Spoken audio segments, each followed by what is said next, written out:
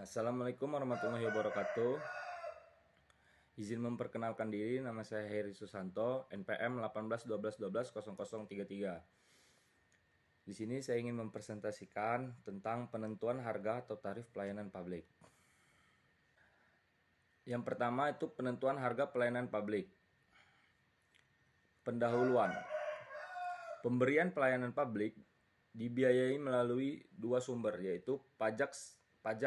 Yang pertama, setiap wajib pajak harus membayar tanpa memperdulikan apakah yang bersangkutan menikmati secara langsung jasa publik tersebut atau secara langsung. Yang kedua, pembebanan langsung kepada masyarakat. Selanjutnya itu pelayanan publik yang dapat dijual. Beberapa pelayanan publik yang dapat dibebankan tarif pelayanan, misalnya penyediaan air bersih yang pertama, yang kedua transportasi publik, yang ketiga jasa pos dan telekomunikasi, yang keempat energi dan listrik, yang kelima perumahan rakyat, yang enam fasilitas rekreasi, yang ketujuh pendidikan, yang ke-8 jalan tol, dan yang ke-9 irigasi, yang ke-10 jasa pemadam kebakaran. Yang ke-11 pelayanan kesehatan, yang 12 pengelolaan sampah atau limbah. Pembebanan tarif pelayanan publik kepada konsumen dapat dibenarkan karena beberapa alasan, yaitu 1. Adanya barang privat dan barang publik. Terdapat 3 jenis barang yang menjadi kebutuhan masyarakat, yaitu barang yang pertama, barang privat. Barang-barang kebutuhan masyarakat yang manfaat barang atau jasa tersebut hanya dinikmati secara individual oleh yang membelinya, sedangkan yang tidak mengkonsumsi tidak dapat menikmati barang atau jasa tersebut. Contoh, makanan, listrik, telepon, dan lain-lain. Yang kedua, barang publik. Barang-barang kebutuhan masyarakat yang manfaat barang atau jasa dinikmati oleh seluruh masyarakat secara bersama-sama. Contohnya, pertahanan nasional, pengendalian penyakit, dan tersebut. Yang ketiga itu campuran antara barang privat dan barang publik. Barang-barang kebutuhan masyarakat yang merupakan campuran antara barang privat dan barang publik. Contohnya, pendidikan, pelayanan kesehatan, dan tersebut. Selanjutnya, pada tataran praktek, terdapat kesulitan dalam membedakan antara barang privat dengan barang publik tersebut. Antara lain, yang pertama, batasan antara barang publik dan barang privat sulit untuk ditentukan. Contohnya, transportasi dan perumahan. Yang kedua, terdapat barang dan jasa yang merupakan barang atau jasa publik, tapi dalam penggunaannya konsumsinya tidak dapat dihindari keterlibatan beberapa elemen pembedaan langsung. Contohnya, biaya pelayanan medis, tarif obat-obatan, dan lain-lain. Yang ketiga, itu terdapat kecenderungan membebankan tarif pelayanan daripada membebankan pajak karena pembebanan tarif lebih mudah pengumpulannya. Jika manfaat dirasakan secara perseorangan, maka untuk memperoleh masyarakat biasanya dibebani dengan tarif. Hal-hal yang perlu diperhatikan dalam menyediakan pelayanan publik adalah: yang pertama, identifikasi barang atau jasa yang menjadi kebutuhan masyarakat, termasuk barang publik atau privat. Yang kedua, pihak yang lebih kompeten atau lebih efisien untuk menyediakan kebutuhan publik tersebut, atau pemerintah atau swasta. Yang ketiga, kemampuan penyediaan pelayanan publik tertentu kepada sektor swasta dan sektor ketiga. Dan yang keempat, itu ada pelayanan publik yang tidak harus dilakukan oleh pemerintah namun dapat ditangani oleh swasta. Yang kedua, efisiensi ekonomi. Ketika setiap individu bebas menentukan banyaknya barang dan jasa, mereka ingin konsumsi, mekanisme harga memiliki peran penting dalam mengalokasikan sumber daya melalui yang pertama, pendistribusian permintaan. Pihak yang mendapatkan manfaat paling banyak harus mendapatkan lebih banyak pula. Yang kedua, pemberian insentif untuk menghindari pemborosan. Yang ketiga, pemberian insentif pada supplier berkaitan dengan skala produksi. Yang keempat, menyediakan sumber daya pada supplier untuk mempertahankan dan meningkatkan persediaan jasa. Untuk public goods, pemerintah lebih baik menetapkan harga di bawah harga normalnya, full price, atau bahkan tanpa dipungut biaya. Mekanisme pembebanan tarif pelayanan merupakan salah satu cara untuk menciptakan keadilan. 3. Prinsip keuntungan. Ketika pelayanan tidak dinikmati oleh semua orang, pembebanan langsung kepada masyarakat yang menerima jasa tersebut dianggap wajar.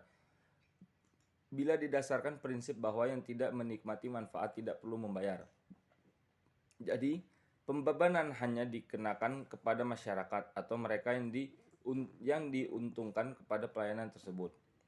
Pemerintah tidak boleh melakukan maksimisasi keuntungan.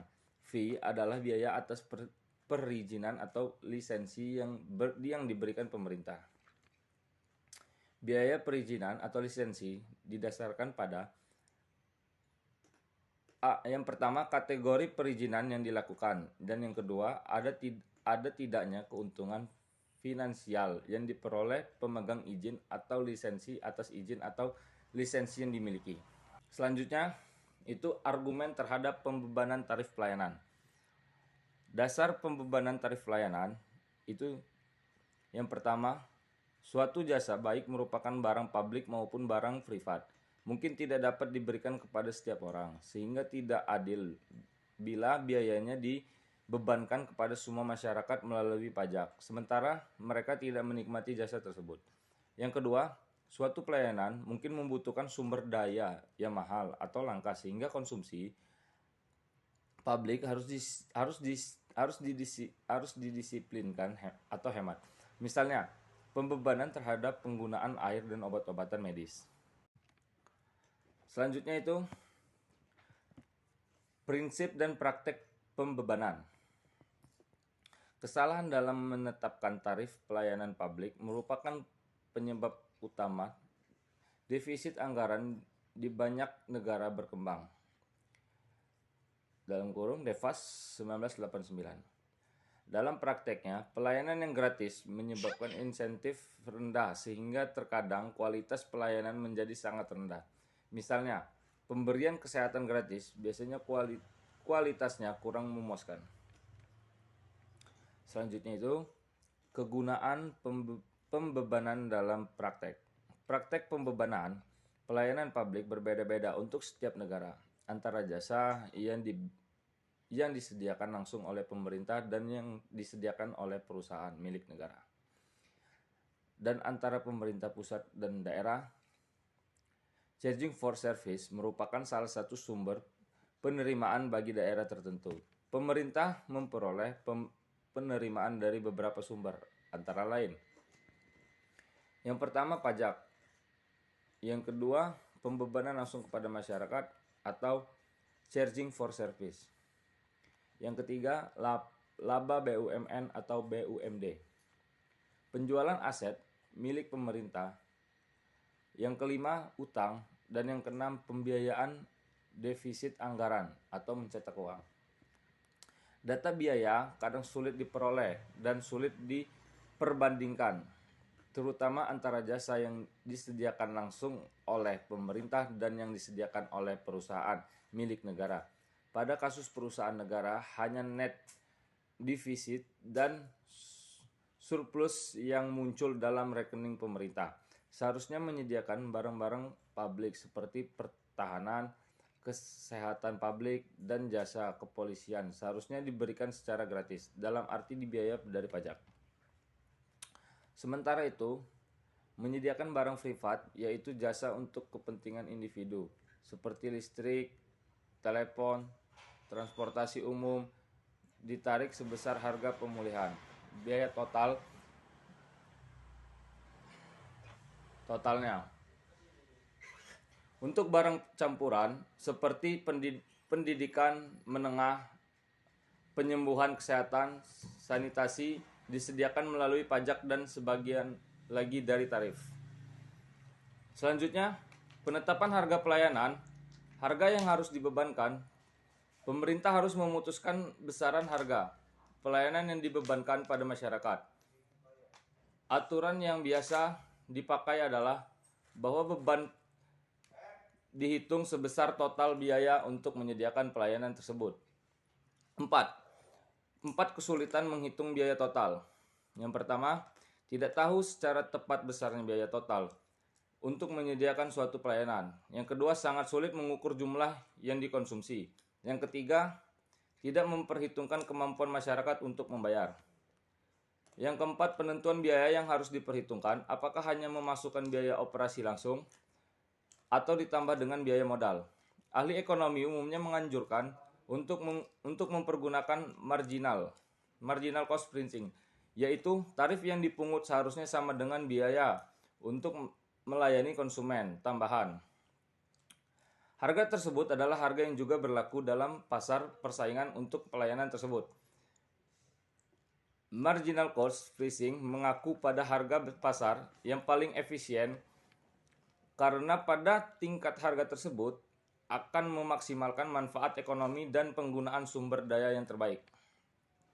Masyarakat akan memperoleh peningkatan output dari barang atau jasa sampai titik di mana marginal cost sama dengan harga. Penetapan harga pelayanan publik dengan menggunakan marginal cost pricing setidaknya harus mempertimbangkan. Yang pertama, biaya operasi variabel. Yang kedua, semi variable overhead cost seperti biaya modal atas aktiva yang digunakan untuk memberikan pelayanan. Yang ketiga, biaya penggantian atas aset modal yang digunakan dalam menyediakan pelayanan. Yang keempat, biaya penambahan aset modal yang digunakan untuk memenuhi tambahan pemerintahan. Masalah-masalah dalam penggunaan marginal cost pricing. Yang pertama, sulit memperhitungkan secara tepat marginal cost untuk jasa-jasa tertentu. Dalam praktek, kadang biaya rata-rata digunakan sebagai pengganti, walaupun hal ini menyimpang dari syarat ekonomi dan efisien. Yang kedua, penentuan harga seharusnya didasarkan pada biaya marginal jangka pendek atau biaya marginal jangka panjang. Yang ketiga, marginal cost pricing bukan berarti full cost recovery. Selanjutnya, yang keempat, konsep kewajaran digunakan untuk hanya mereka yang menerima manfaat yang membayar. Yang kedua, semua konsumen membayar sama tanpa memandang perbedaan biaya dalam menyediakan pelayanan tersebut. Baiklah, selanjutnya yaitu yang kelima, eksternalitas konsumsi. Seperti manfaat kesehatan umum dari air bersih untuk umum dan mandi dapat secara signifikan merubah efisiensi harga yang ditentukan oleh marginal cost. Yang keenam, pertimbangan ekuitas mensyaratkan yang kaya membayar lebih, paling tidak untuk jasa seperti air, di mana terdapat beberapa macam bentuk diskriminasi harga seperti tarif progresif yang mungkin digunakan. Selanjutnya yaitu kompleksitas strategi harga. Yang pertama, two-part tarif. Banyak kepentingan publik seperti listrik dipungut dengan two-part tarif, yaitu fixed charger untuk menutupi biaya overhead atau biaya infrastruktur dan variable charger yang didasarkan atas besarnya konsumsi. Yang kedua, peak load tarif. Pelayanan publik dipungut berdasarkan tarif tertinggi. Yang ketiga, diskriminasi harga. Hal ini adalah salah satu cara untuk mengakomodasi pertimbangan keadilan equity melalui kebijakan penetapan harga. Yang keempat, full cost recovery. Harga pelayanan didasarkan pada biaya penuh atau biaya total. Untuk penghasilan pelayanan, penetapan harga berdasarkan biaya penuh atas pelayanan publik perlu mempertimbangkan keadilan dan kemampuan publik untuk membayar. 5. Harga di atas marginal cost. Dalam beberapa kasus, sengaja ditetapkan harga di atas marginal cost, seperti tarif parkir mobil, adanya beberapa biaya perizinan atau lisensi fee. Selanjutnya, taksiran biaya. Penentuan harga dengan teknik apapun yang digunakan pada dasarnya adalah berdasarkan pada usaha penaksiran biaya secara akurat. Hal ini melibatkan beberapa pertimbangan sebagai berikut. Yang pertama, opportunity cost untuk staff, perlengkapan dan lain-lain. Yang kedua, opportunity cost of capital. Yang ketiga, accounting freeze untuk input ketika harga pasar tidak menunjukkan value to society. Yang keempat, pooling ketika biaya berbeda-beda antar setiap individu. Prinsip biaya memberikan dasar yang bermanfaat bagi penentuan harga di sektor publik. Baiklah, sekian presentasi dari saya. Assalamualaikum warahmatullahi wabarakatuh.